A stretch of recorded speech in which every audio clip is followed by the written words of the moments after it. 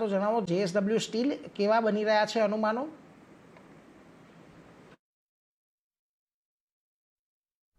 આવતીકાલે નિફ્ટીની દિગ્ગજ company JSW steel પોતાના Q4 FY25ના પરિણામ જાહેર કરશે. અનુમાન પર નજર કરશું તો ખાસ કરીને નફો જે છે તે 1320 કરોડથી 30% વધીને 1720 કરોડ પર રહેવાની અપેક્ષા છે. ત્યાં આવકના ફ્રન્ટ પર નજર કરશું તો ત્યાં એક મામૂલી ઘટાડો આવી શકે છે અને 44,700 કરોડ પર આવક આવવાના સંકેતો હાલમાં બનતા જોવા મળી રહ્યા છે. પરંતુ એબિટાના ફ્રન્ટ પર નજર કરશું તો પ્રતિ ટન એબિટા જે છે તે 0.6% વધવાના અનુમાન છે. એટલે 9,100 કરોડથી વધીને 9,158 કરોડ પર એબિટા આપણને પ્રતિ ટન જોવા મળી શકે છે.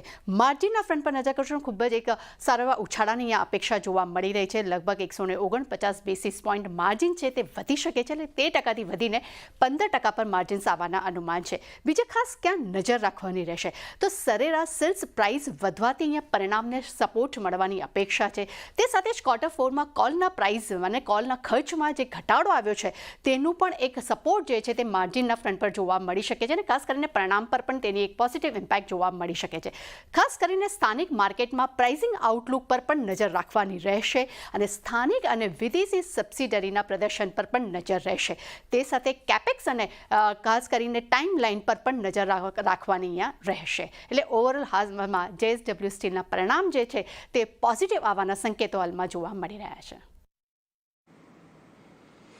તો આ સાથે જ આપણી સાથે શ્રદ્ધા પણ જોડાયેલા છે. શ્રદ્ધા, તમે જણાવો ગ્લેનમાર્કને લઈને શું અનુમાનો બની રહ્યા છે?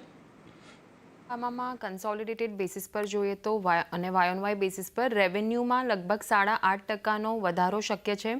3,063 કરોડની સામે 3,327 કરોડ થતી જોવા મળી શકે છે અને પેટમાં પણ 1,214 કરોડના લોસની સામે 204 કરોડનું પ્રોફિટ આવવાના અનુમાન બનતા દેખાઈ રહ્યા છે. સાથે એબિટાની વાત કરીએ તો લગભગ 17%નો અહીંયા પણ વધારો શક્ય છે.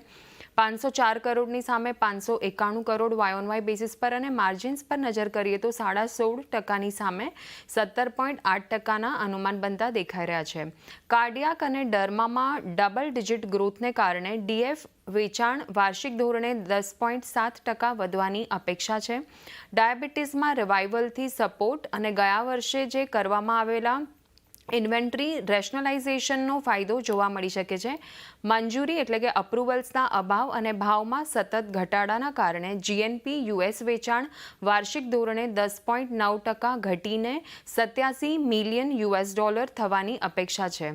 હવે ફોકસ ક્યાં રાખવાનું રહેશે તો યુરોપિયન યુનિયન માર્કેટ્સમાં વિનલેવી અને વૈશ્વિક સ્તરે રાઇલિટ્સના રેમ્પઅપ અંગે અપડેટ, ત્યારબાદ NCE પાઇપલાઇન અને કોઈપણ આઉટલુક લાઇસન્સિંગની તકો પર આઉટલુક અને Q4 FY23માં ફાઇલ કરાયેલા રેસ્પિરેટરી પ્રોડક્ટ્સની મંજૂરી પર ફોકસ રાખવાનું રહેશે.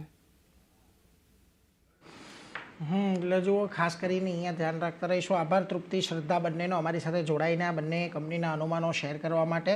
તો આવતીકાલે આ બંનેના પરિણામો આવવાના છે અને પરિણામ પહેલાં જુઓ, ગ્લેનમાર્ક ફાર્મા થોડોક નીચે છે, JSW સ્ટીલમાં થોડીક એક મજબૂતી જોવા મળી રહી છે. એટલે એના પર એક ખાસ ફોકસ રાખતા રહીશું. આપણી સાથે